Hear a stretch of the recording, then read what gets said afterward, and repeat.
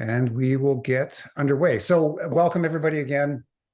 This is the parent meeting for the Junior Olympic Way program. My name is Jason Pratt. I'm the club manager of the Cascade Swim Club. And with me is our developmental head coach. It is Jackie Pratt. And we're here to talk to you about the Junior Olympic Way program this year and get into a few details around training equipment as well as swim meets.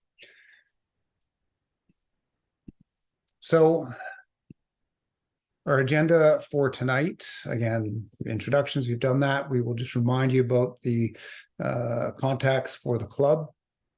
Talking about the Junior Olympic Way program, we'll talk about equipment as well as the meet calendar. And just a note, and we'll probably reiterate this a couple times, but when you are looking for equipment, Team Aquatic Supplies is our main supplier, but anything branded as Cascade, suits, toques, caps, shirts, parkas, etc., that is all available at the Cascade office. Generic swimming gear, goggles, kickboards, fins, that would be at Team Aquatic Supplies. So office staff, you've dealt with some or all of us already. As I mentioned, I'm the club manager of the program. Front office staff, our office manager, and the lady that deals with bookkeeping and accounting, that is Jen Baithke. And Ella Wilson is the front office administrator, and she would be the one at the end of the phone if you call. If you come to the office or email, that would be her responding. Office is located at the MNP Community and Sports Center, where it has been for the last 40 years. Although the facility has changed names a number of times, currently it is MNP Community and Sports Center. The location remains the same, just south of downtown. Office hours, Tuesdays from 10 until 2, Thursdays from 4:30 to 7. We do have seasonable hours that are different. We try and let everybody know in advance what they are, such as when we're having a sale on kitting, or we have some new product come in, and trying to make some additional hours available for people to come to that. So with this, I'll pass it off to Coach Jackie. We'll talk a little bit about equipment. All right. Before we get started, I just want to mention that I have had a chance to see, I haven't seen all the JOW groups. I haven't been able to see the Tuesday, Thursday group at Canyon Meadows yet, but from what I've seen so far, they look fabulous in the water, and it's very exciting. We're always really excited to, have new swimmers coming into JOW. It's the start of racing for them, and it's a really exciting time. So hopefully everyone's feeling good about doing meets, and if not, they eventually do. But anyway, we'll start with equipment. So as Jason said, shirts, suits, caps, anything with the Cascade logo on, you must arrange to be at the Cascade office during office hours to pick those things up.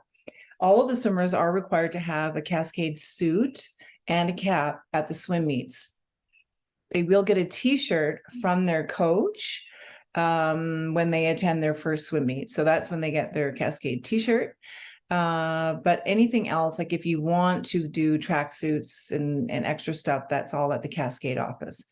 As far as training equipment goes, it's really important that they have goggles. And I always say ×2 because, inevitably someone's goggles are going to break down, and it is important that they're wearing goggles at practice. If we do have any swimmers who are not, we may have, sometimes at this level, we do see kids who don't want to wear goggles. And so it is important that they get used to that, as well as wearing a cap. So they don't have to wear their Cascade cap at practice, but they will need it for swim meets. As far as training equipment goes, they will need that cap and goggles. And, even if the boys have really short hair, or whoever has short hair, they should get used to wearing a cap in practice, so that when they go to meets, it's not something brand new to them. It can be uncomfortable at first, but it is just something to get used to. So I would recommend that they try and wear them in practice as well. They will need a kickboard. Now, when we go to Canyon Meadows, they often have kickboards available to us. At Seton, this can be a completely other, another story. When their lessons start, they often use all of the kickboards, and then there's not much left for us. So each swimmer should have their own kickboard. As well as training fins and swim fins. We want to be sort of a short blade or a soft blade, something that is really flexible, not like a diving fin, which is very rigid and stiff. This can be really difficult for them to kick fast in. So we want something that moves nicely in the water and that isn't too complicated or difficult or, pulling on their ankles. So avoid anything that's for diving or snorkeling, and just get something soft. If you go to Team Aquatic Supplies, they know what we use, and they can tell you, they can outfit you. The snorkel is sort of the same thing. So we want a swimmer snorkel. There is a thing called a freestyle snorkel. We don't want that. So the freestyle snorkel curves over the head and dips behind, and you can only use it for freestyle. The snorkel that we want these young guys to have it's just called a swimmer snorkel. Again, it's not like a mask and snorkel. It's a swimmer snorkel specifically designed for competitive swimming. And so the swimmer snorkel will go straight up above their head. And then we can use it for breaststroke. We can use it for butterfly. We can use it to do dolphin kick and freestyle and all kinds of things. It is an important training tool, and it really is important that everybody has a snorkel. When they get to the JAG levels, the kids use the snorkels. I in JAG Gold use the snorkels almost every day for just a piece of our training. It's a great training tool for many things. And so it does take a little bit getting used to. And if they've never used it before, I recommend you get it ready, fit it to their head, adjust the strap so it fits them, and honestly practice in the bathtub at home, because it is a different breathing pattern than just swimming freestyle or swimming without it. So it is something to get used to. And often when they first start out, they may get water up their nose just because they sort of have to, like I said, it's a different breathing sort of system. So yeah, that would be my recommendation, is to get them ready so that when they come to the pool, they feel comfortable and they've kind of had some time to practice that, because it can be a little bit much at first. Okay, board, snorkel, fins, goggles, caps. All right, so just another thing, like some of the kids are still in board shorts and long sleeve shirts and that sort of thing. And so this is when we want to try and get away from that. The board shorts offer a lot of drag.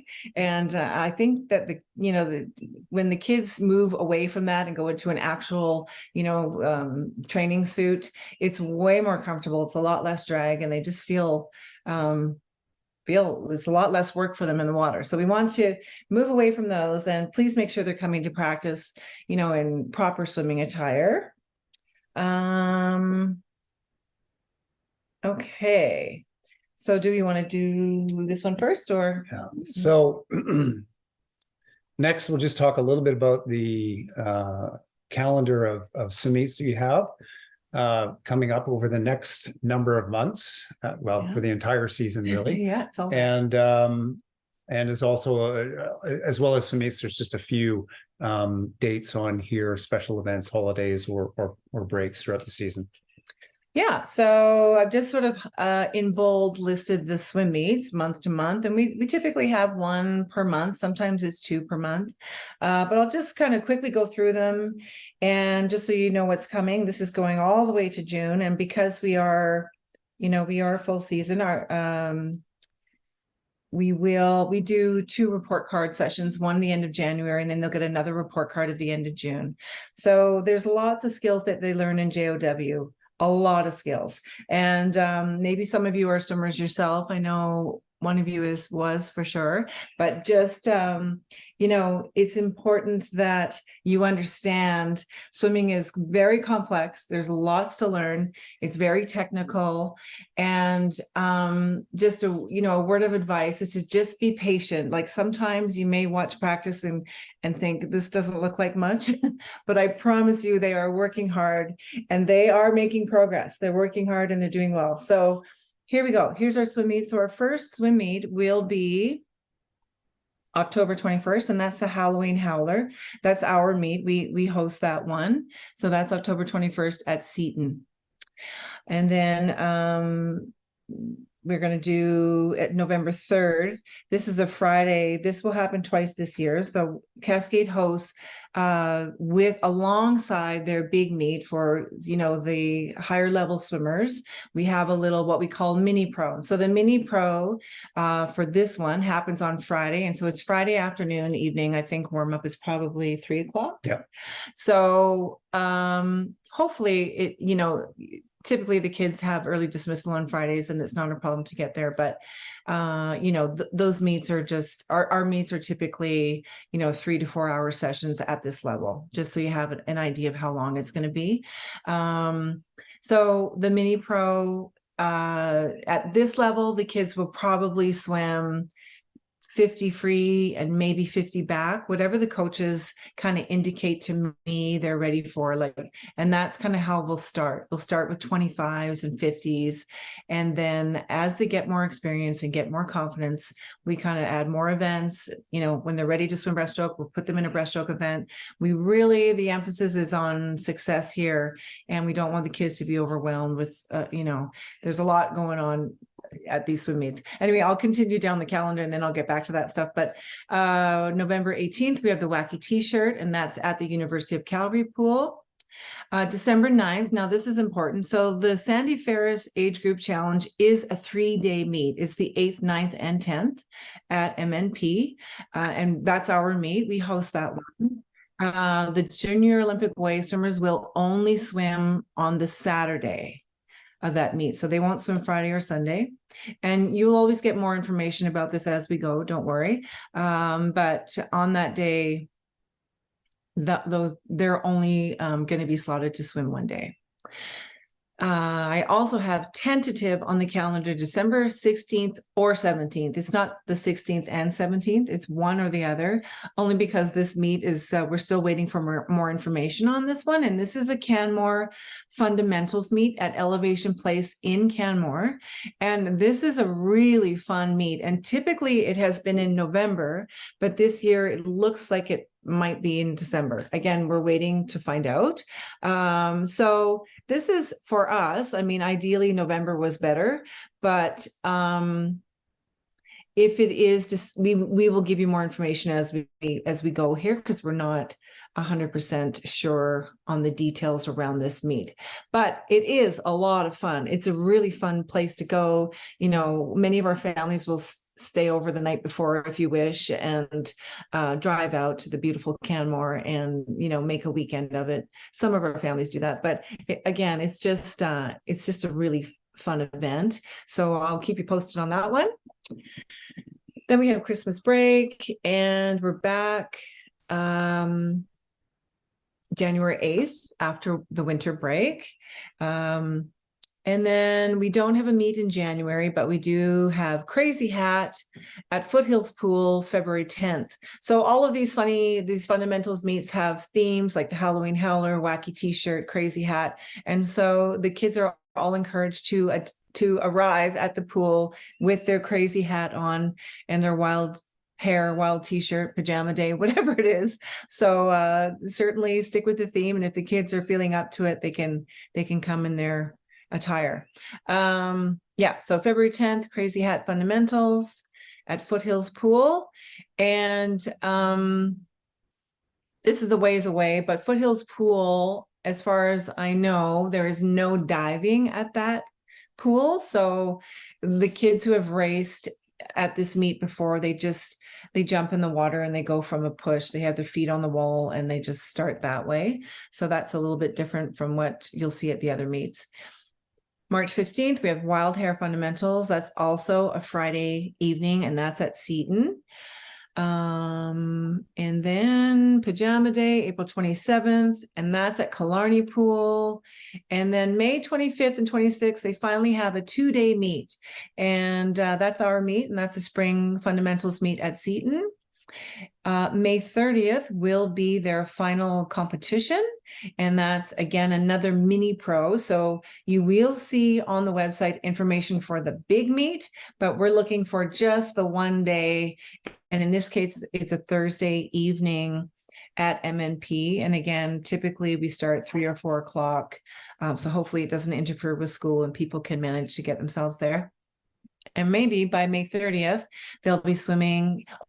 This one is actually long course. So that will be their only long course meet this year. And long course just means that they're racing in the 50-meter pool as opposed to all the other meets, which are in the 25-meter pool. Last practice will be June 14th. And they'll, report cards. Jeez. Sorry about that.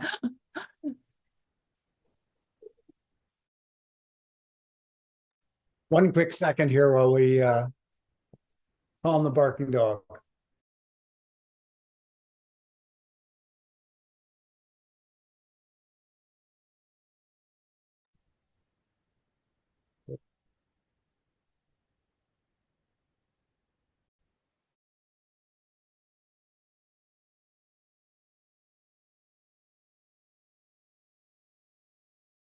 Joys of Zoom meetings. Okay. I'm sorry. Okay, so how to sign up for a swim meet? We did email the link to watch the tutorial on this. And so if you haven't had a chance to do that, are we going to watch it? No. Yeah, well, we're not going to watch it, but I'll just show everybody what it is that we're referring to with the tutorial. And the tutorial, it's hey everybody, and welcome to a 4-minute video. Kind of goes through all of the ins and outs of signing up for swim meets, what to expect in terms of information from the organization, how you do it on the particular page, really is what buttons you push and all of that. So that link was sent to you. You can go to our YouTube page and see those videos there, and you can look for us under the Cascade Swim Club. So it is important that you watch that, just because it kind of gives you it's pretty straightforward, but there are some important steps to follow when you're signing your swimmer up for swim meet. And, along with that, did you discuss leaving a note, or we're going to talk about that? So we haven't done any of that yet. Okay. So when you are signing your swimmer up for a swim meet, there is a section where you can leave a note. So for example, if a swim meet is coming up and say you have dance in the morning or another event happening and you can't make it for warm up, or you're going to be late, or whatever it is, you need to communicate to us.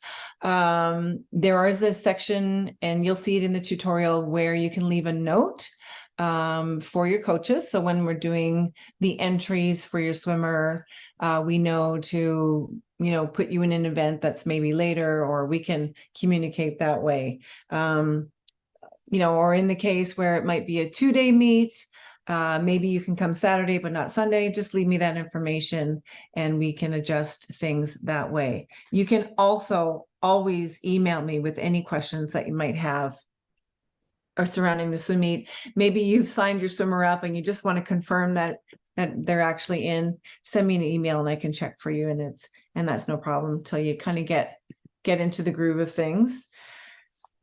And then just on swim meets, so there's a few things we want to talk about.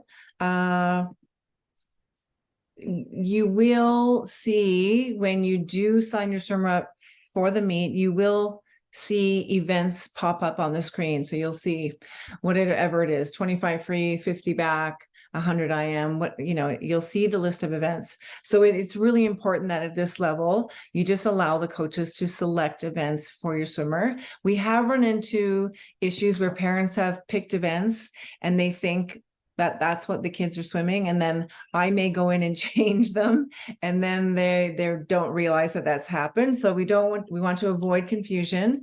You will be able to go in and see your swimmers' events 2 or 3 days before the event happens. You'll be able to see their list of events. And honestly, at this level, it's not going to get too complex. Like I said, they're starting out racing freestyle and backstroke, maybe even 25 of each. It's pretty straightforward. But if you want to see what they're swimming, our hope is that as the year goes by, they can swim longer events and new events, and as they, are more comfortable doing that. So please do not select events. Just sign your swimmer up and press save, and we'll do the rest. And then you can go back in and check, like I said, before the meet, and confirm that they are, you can confirm their events. And I will always, you're going to receive a lot of information. So just take the time to read through it. You are going to receive an email with a meet information sheet describing the swim meet to you, where, when, what time to be there, that sort of thing. And then I always, at this stage, will send an email a couple days out from each swim meet to give you a few more, reminders and details in case you've missed something. And, I will let you know what time to be there, what to bring, and that sort of thing. So I'm just going to quickly kind of go through that stuff. But all of that information can be found on the website as well. If you want to know what your child is swimming, you simply log in. And again, I'm going to email this to you as well. You'll log in, click the event button on the homepage. You'll scroll down and you can see each event that we host has a big square, a big blue or black square, and you'll just find the event and hit it. And if you're logged in, it will take you right to your swimmers events, and you should be able to see them there.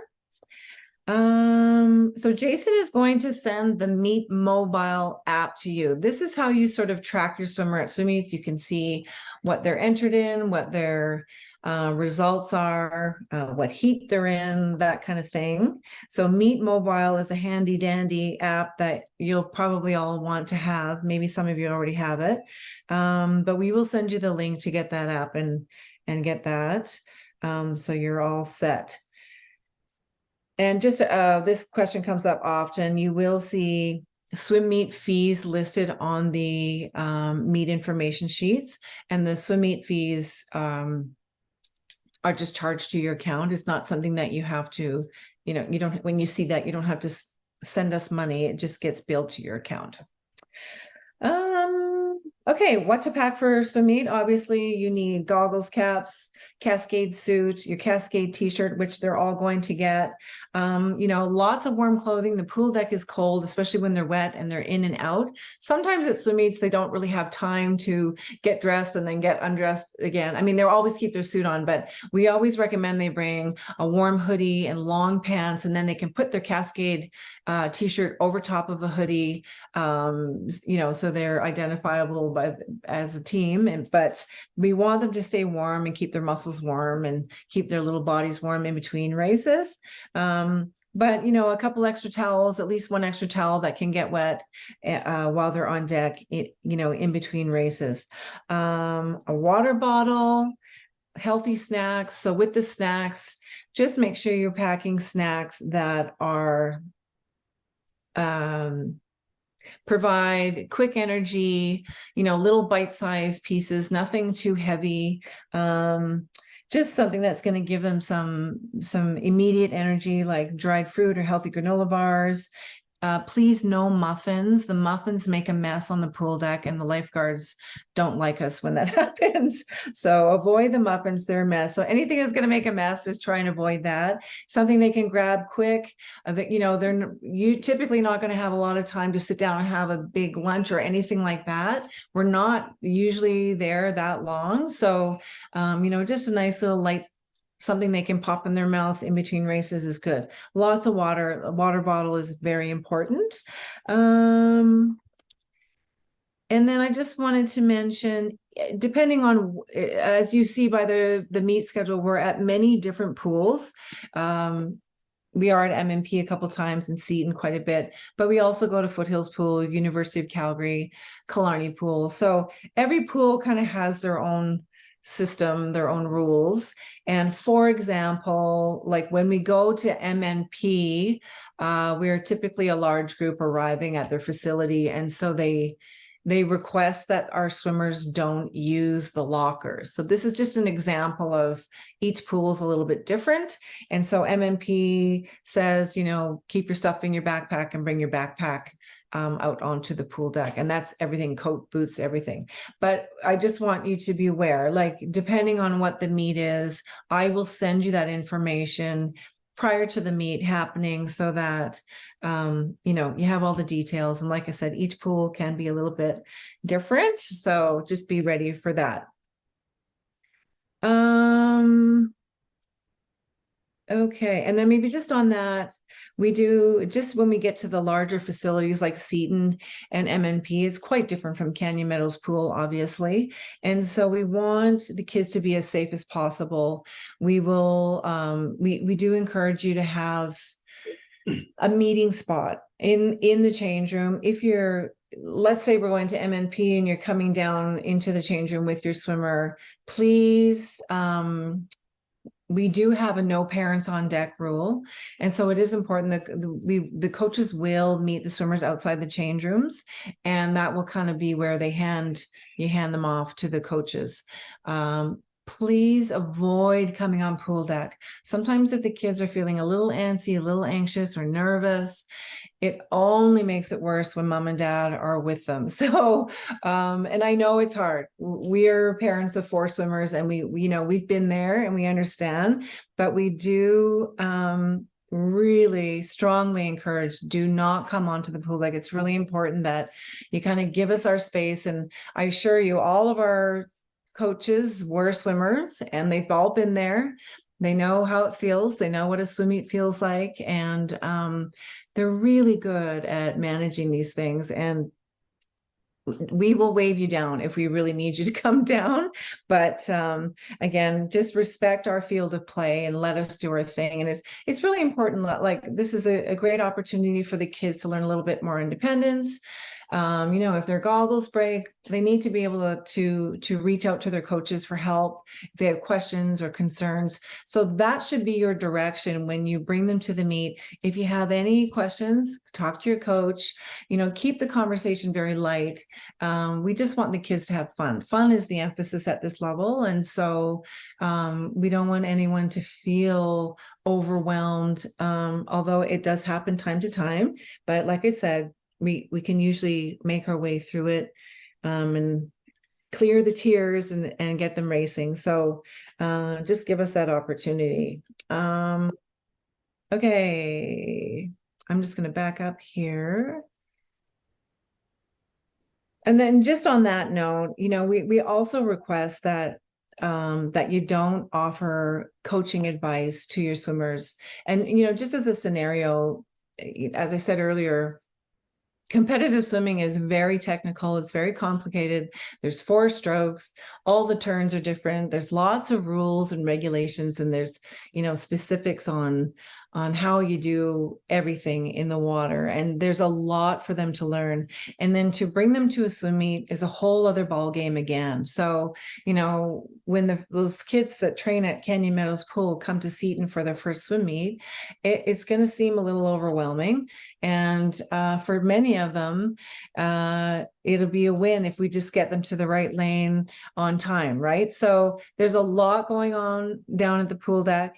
And it is really important that the kids aren't arriving feeling like, oh, this is what I have to do for my 25 free today because mom and dad said so. Like it, and we do hear it from them. They do tell us that, oh, my dad told me to do this. And so that's not ideal. So really, you know, it's important that just wish them luck and tell them to go for it and have fun. And the fun part about this is the first chance that the kids get to really get to know their teammates. They're going to be with the same kids, throughout the year. And when they get to a swim meet, they actually get to sit and socialize. Really, when they come to practice, they don't really get to do that other than maybe in the change room a little bit. But this is when they really get to know their friends. It's a lot of fun. It's a really important growing experience for them. So they don't need the additional pressure. Just being at a swim meet for the first time is a huge amount of pressure for them. So we just want them to feel, excited and just have a successful experience. Okay.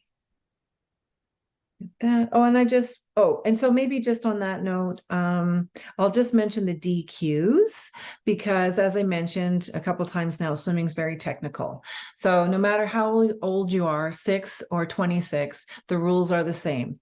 The turns have to be done a specific way, and this is a common one. So at this level, we often will see the kids, when they're racing backstroke, they must finish the race on their back. If they roll onto their front, and the kids do it all the time, they will be disqualified. And then you'll see when you go onto your Meet Mobile app that your swimmer has been disqualified. So the coaches do the best they can to keep on top of the DQs. Sometimes there are more than we'd hope for, but we just want you to be aware that it does happen, and just be patient with that. And it's not a big deal. It's not a big deal. That's how they learn, and then they remember to do it the next time. So unfortunately, what happens is their time doesn't count, and then we kind of have to go from scratch again. But just be aware that the disqualifications do happen. Sometimes, often at this level, some more than others, but the coaches are trying to stay on top of it. And like I said, this is why we would only put them events that they're ready for, so that they can be successful. But we just try and encourage them to remember for next time when it happens. And again, it's not a big deal, but just so you're aware when you do see that, because I don't know of any swimmer that hasn't been disqualified in their life, so it's bound to happen at some point. Okay, swimmers at a swim meet, the swimmers will be able to leave once their events are finished. And so this is where you create that sort of meeting place. At Seton, the kids who train at Seton are going to be comfortable making their way to the change room, but the pool deck is so busy during a swim meet, you cannot come on the pool deck to collect them. The coaches will bring them to you, to the entranceway to the change rooms, and then you can kind of plan to meet them. There's typically some room to do it outside of the pool deck there. It just gets really congested, and so that's kind of how they want that done at all of the meets. And like I said, I'm not sure what they will do at Killarney Pool, what they will do at Foothills Pool, but I'm sure you're not allowed on the pool deck. So it would be, meet in the change room. Those pools are smaller, so it's not as big of a deal. We're trying to keep track of the kids, but I think I may have said everything. Possibly. Is there anything else, Jake, you want to touch on? I think so.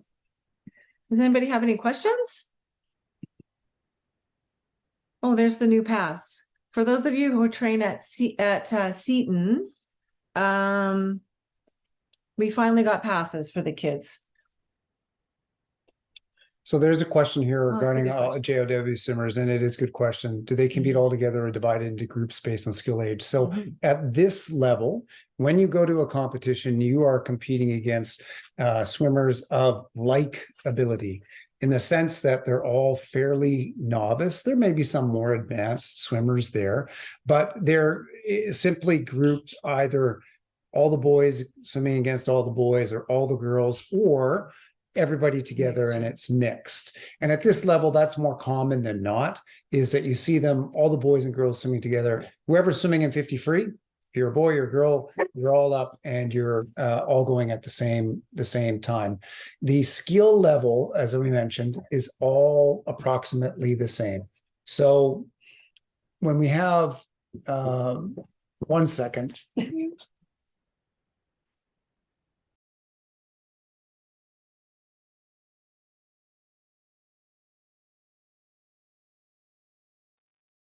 So when you do go to a competition, whether it's one that we're hosting or one that we are not, there will be swimmers from other clubs in attendance, but they are all at approximately the same level. Obviously, they're all going different times and so on, but more or less, they're all competing against swimmers at their same level.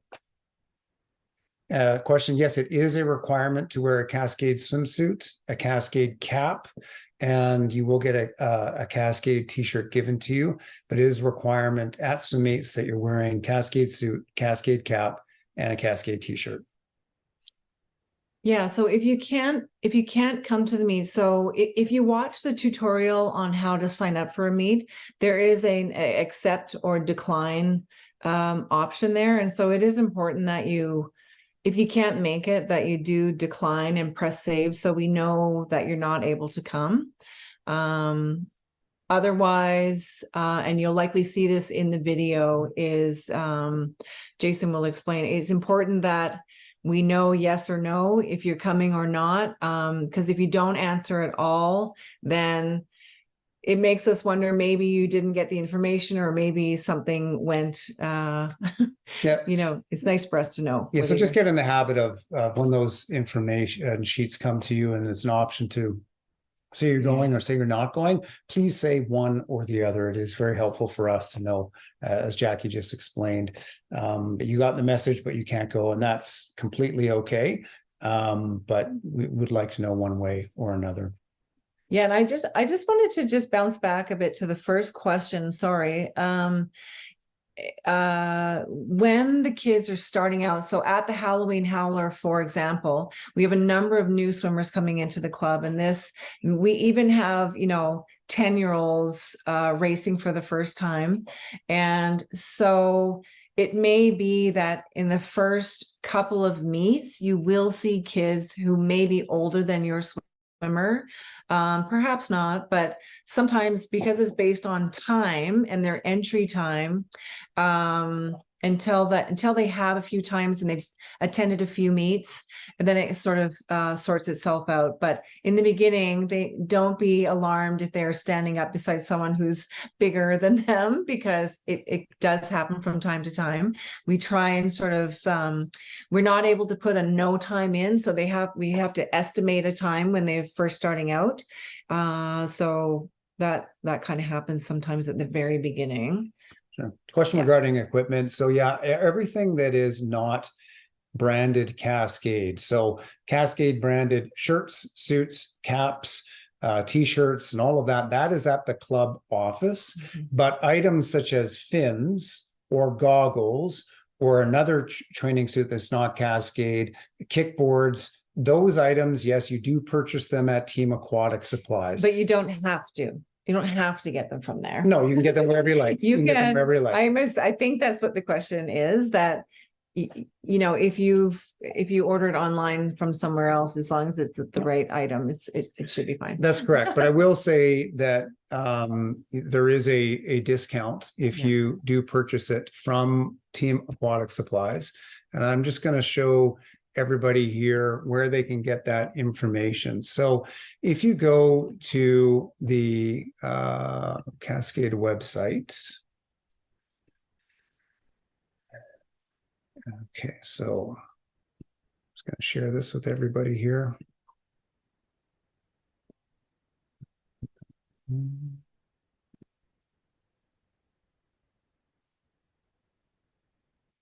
Okay, so if you're on the Cascade website and you look under the 23-24 members section, you scroll down to the fifth tab, indent swim gear, fifth bullet, I should say. You look here, you can see under Team Aquatic Supplies, and they are listed, they are our supplier of preference. They have a team portal for you to order online. They have a Shark card, which is their discount card, password that you can enter for a team discount online. Or if you're going to the store, you can download a copy of this Team Aquatic Supplies shark card, Cascade Swim Club. It's valid throughout the entire season. Bring it to the store with you, and I believe it's a 20% discount off of regular retail prices. Okay, so once again, on the Cascade website, 23, 24 members, swim gear, and the information is here about how to use either their online ordering with this shark card or the discount code that goes into your order here. Okay. Great. So just a question about swim meets. There are no volunteer requirements at this level. For Junior Olympic Way, as we mentioned, we host a number of events throughout the year. And when you come to them, you will see a number of volunteers on the pool deck. It is fairly volunteer intensive to run a swim meet for all sorts of reasons. That's what you have to look forward to. It is what you have to look forward to. But at this level, you can just sit back and enjoy from the stands and watch. But you will see a lot of the work that goes on behind or on the pool deck to run those events. And not at this level, but later on, you will have volunteer requirements. Just another thought came to mind. Sorry. Some of the kids, this question does come up from time to time, but the kids are not at these fundamentals meets. They're not required to dive into the pool. If they're not diving yet, don't worry. It doesn't mean they can't participate. They, we have kids that will either dive off the side beside the block or even jump in. That's okay too. So in case that was a question you were wondering about. Sure. Just on the past, we sort of touched on it before we started answering a few questions. Everybody was sent a digital copy for those that are swimming at Seton. You're now going to get a physical copy of this pass, which you can bring with you. You can put it on your swimmer's bag. Just will help them access the facility just a little bit easier. Just on communication and inside the club, whether it's with your coaches on the pool deck or Coach Jackie. And did you want to speak to that? Sure. We just, again, the kids, if your swimmer comes home with a concern or something happened in practice or that sort of thing, we just ask that you sort of give it 24 hours before reacting or firing off an email. Just, sometimes it's best to communicate when we're calm. And so if something has occurred in the change room, obviously, unless it's an emergency and we need to know about it, we just ask that you sort of give it a day before reaching out. And quite often the night of as compared to the next morning is quite a different story with little kids. And so we just sort of ask that you give it some time before reaching out. Yeah. So I believe that that was everything that we had to go through. Like we said, and we put the link up there quickly, and you were sent the link about how to sign up for a swim meet. If you've not already looked at that, a little tutorial video, please do so. It's 4 minutes long. Really, the process is not very complicated. We went over it through this presentation. You will likely, in the midst of what was going on here today, received an email from the club letting you know that you can go in and you can now register for the fall fundamental swim meet. And so you can, if you already know now, and the meet, I can tell you, runs from 11 in the morning till 3 o'clock in the afternoon, approximately on Saturday, the 21st of October. So you will have seen that information come to you. If you know now, try and get in the habit of just going and answering that question right away, commit or decline. And then it's, you don't have to think about it again. Typically, if you make that a habit, it is way easier. You put it off for a few days, you might forget. And then the challenge ends up becoming, when it's our meet and we're hosting it, if somebody's forgotten and we need to put them in a day before or 2 days before the meet, generally we can do it. However, when you're going to your next meet, which is the one on the 18th of November at the University of Calgary, that's a different story. For our own people, yes, we can make accommodations, but for another club hosting and all of the work that goes into putting into a meet, if you don't meet our deadline, well, you're not going to meet their deadline, and really it's up to them whether you can get in or not. And typically in Calgary, it is swim meets are very busy and they're very heavily subscribed. Calgary has a very vibrant competitive swimming community, and the meets are always full. So we really need you to make sure that you're adhering to those deadlines. And the easiest thing is, if you know the answer, you get the email, say yes or no right then and there, and then nobody has to worry about it, and nobody has to chase around to try and find an answer. Yeah, and again, if you have any questions surrounding all of that, don't hesitate to reach out and send me an email. Yeah, so just a question about the equipment for joining late. So the t-shirts are always brought to your first swim meet of the year, and as much as it is for anything, is that well, they don't get lost before the first meet, and everybody has their gear. But swimsuits and the team caps and so on, those you need to get at the club office. And as we went through a bit earlier, and it's always on the website, but our office hours are Tuesdays and Thursdays from 10 until 2 on Tuesdays and 4:30 to 7 or 7:30 on Thursdays. And, you can always email the office if you know your swimmer's side, just to double check and confirm inventory. But we're pretty well stocked with swimsuits. The kids should have received a cap. If they haven't, I'll reach out to the junior Olympic way coaches again. But they should have received a latex cap. If they have a cap malfunction at a swim meet, we always have caps on hand. And we just keep track, and if we have to give you one, we will bill your account for that. The first cap that they received, hopefully last week, is free. That's a latex cap. But like I said, if you would like to get a second cap, you can. We always have them on hand at swim meets, and we can, if someone needs one, we can. We'll make sure we get them one, and we just bill your account. It's not something that you have to bring cash to us or anything like that. Yeah. But yeah, they should have received a cap. Yeah. And I'll just say, and we're kind of wrapping up now. So, if anybody has any further questions, please put them in the chat. But there are a couple events that we have coming up that are pretty exciting for young swimmers. And we would encourage you to attend, because it's a great opportunity. And these are the mini pro events where they are all club, all Cascade competitive swimmers are competing at these events. So the first one is Friday, the 3rd of November. And then we have one later on at the end of May.